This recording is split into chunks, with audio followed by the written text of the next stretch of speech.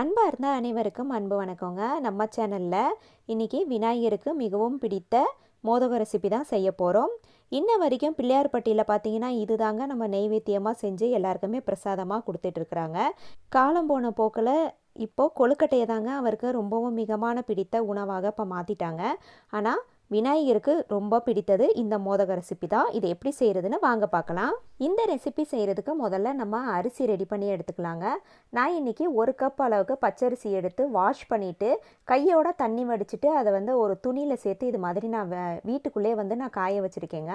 இதோட பக்குவம் பார்த்திங்கன்னா 10 நிமிஷத்துலேயே அந்த தண்ணியை அந்த துணியெல்லாம் இழுத்துட்டு நம்ம கைகள் வச்சு பார்க்கும் போது அந்த அரிசி 1 2 கைகளில் ஒட்டணும். இதுதான் சரியான பக்குவம். இப்போ இந்த அரிசி ரெடியாக இருக்குது. இந்த அரிசியை எடுத்து நம்ம ஒரு அடிகனமான பாத்திரத்தில் சேர்த்து இதை நம்ம வறுத்து எடுத்துக்கலாம். நான் குக்கரில் தான் வறுத்து எடுக்கிறேன்.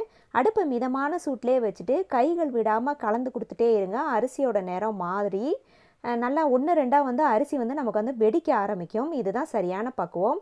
இந்த ஸ்டேஜில் அடுப்பை ஆஃப் பண்ணிவிட்டு இதை எடுத்து ஒரு தட்டில் மாற்றிட்டு அதை ஆற விட்டுருங்க. அடுத்து அதே குக்கரில் 1 கப் பச்சரிசிக்கு அதே கப்பில் 1/4 கப் அளவுக்கு பாசிப்பருப்பு எடுத்து அதை அப்படியே டைரெக்டாகவே அந்த குக்கரில் சேர்த்து விட்டுட்டு அதுவும் அதே போல் ஒரே லெவலில் நம்ம கைவிடாமல் வறுத்து எடுத்துக்கணுங்க. நல்லா வாசம் வரும்.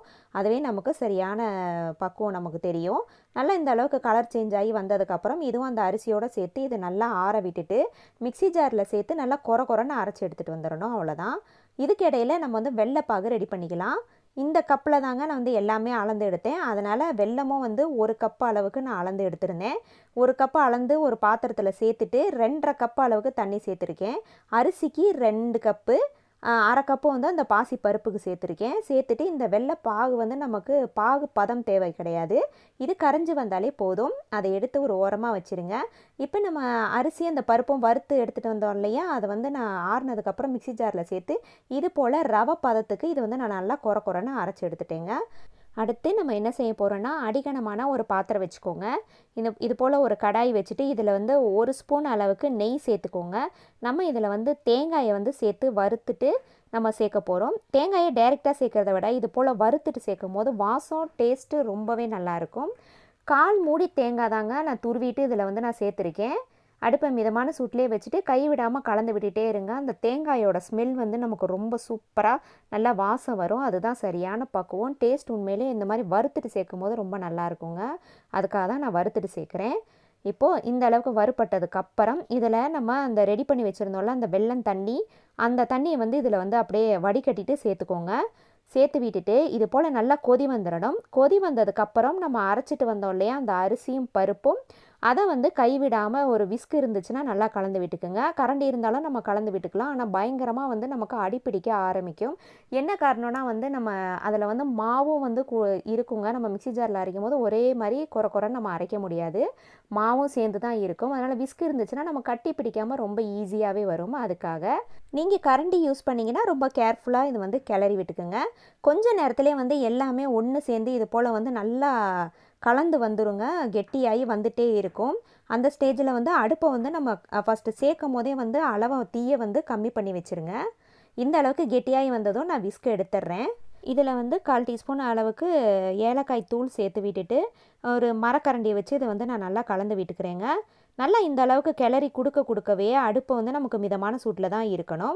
மிதமான சூட்லேயே இருக்கும் போது இது நல்லா கெட்டி சேர்ந்து வந்துட்டே இருக்கும்.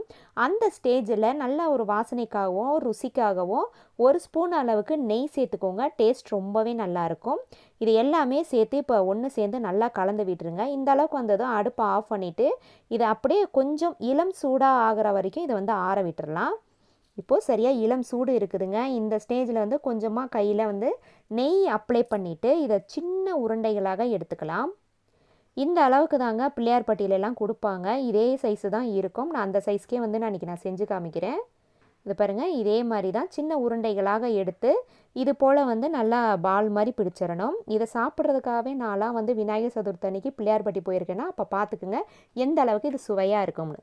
இப்போ எல்லாமே உருண்டைகளாக பிடிச்சு எடுத்தாச்சு. அடுத்து நம்ம இதை அவிக்க போகிறோம். பாத்திரத்தில் தண்ணி சேர்த்து தண்ணி நல்லா காய வச்சுருக்கேங்க. காஞ்சதுக்கப்புறம் தான் நம்ம சேர்க்கணும். இப்போ ஒரு பீசஸாக இதில் நம்ம சேர்த்து விட்டுடலாங்க. இது போல் எல்லாமே சேர்த்து விட்டாச்சு. சேர்த்து விட்டதுக்கப்புறம் மூடியை போட்டுட்டு குறைஞ்சது 10 நிமிஷம் கண்டிப்பாக இது வந்து நமக்கு வேகுங்க. 10 நிமிஷம் ஆனால் சரியாக இருக்கும்.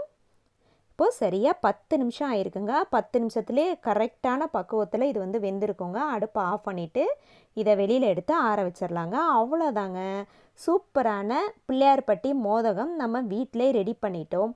கண்டிப்பாக ஒன்ஸ் நீங்கள் வீட்டில் அதை ட்ரை பண்ணி பாருங்கள். எல்லாருமே கண்டிப்பாக கேட்பாங்க, எப்படி நீங்கள் இதை செஞ்சீங்க அப்படின்னு கண்டிப்பாகவே இது வந்து கேட்பாங்க. நீங்கள் பிள்ளையார்பட்டிக்கு போகிறதுக்கு வாய்ப்பு கிடச்சிருந்தாலும் இந்த மோதகத்தை பற்றி விசாரித்து பாருங்கள். அதோட டேஸ்ட் என்னன்னு எல்லாருமே சொல்லுவாங்க. அந்த அளவுக்கு டேஸ்ட்டாக இருக்கும். இதை கண்டிப்பாக நம்ம வீட்டிலே செய்யும் போது எல்லாருமே வந்து நல்லா விரும்பியும் சாப்பிடுவாங்க. சத்தும் ஜாஸ்திங்க. கண்டிப்பாக இந்த வீடியோவை பார்த்துட்டு நீங்களும் இந்த விநாயகர் சதுர்த்திக்கு ட்ரை பண்ணி பாருங்கள். அனைவருக்கும் விநாயகர் சதுர்த்தி நல்வாழ்த்துக்கள்.